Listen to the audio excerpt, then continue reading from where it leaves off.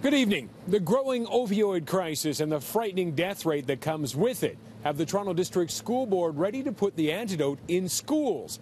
The board tonight approving the plan to put naloxone in all its high schools and alternative schools. It's estimated 4,000 Canadians died of opioid overdoses last year. In Toronto, there aren't clear numbers, but likely in the hundreds. On the positive side, according to Toronto Health, between August and December, 20 potentially fatal overdoses at supervised injection sites were reversed with naloxone. Now, we had asked the school board last fall about plans to bring naloxone into schools. We were told then that they were awaiting direction from Toronto Health. TDSB spokesperson Ryan Bird says with their guidance, they've now put a plan together. I think it's important if you can do something, you get a few people trained on it and have it just on standby. It's no different than our schools have EpiPens in them. You know, if someone were to have a severe allergic reaction, we know that that's there and we could administer it quickly. It's something that's in our arsenal that can be used to help a student or staff member.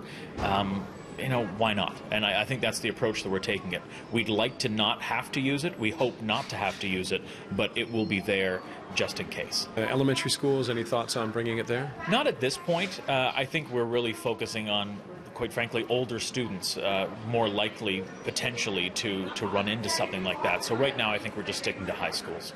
And funding for it. I mean, they're free at pharmacies, but are you going to have to buy them, or where's the money coming from? Yeah, the TDSB will be buying these for each of the high schools and alternative schools. My understanding is they're about $150 to $200 per kit, so the TDSB will be buying these for our schools. It's a relatively low amount of money considering the potential good that they can bring and the fact that we're fanning them out to over 100 different schools in the TDSB. So money well spent. Absolutely.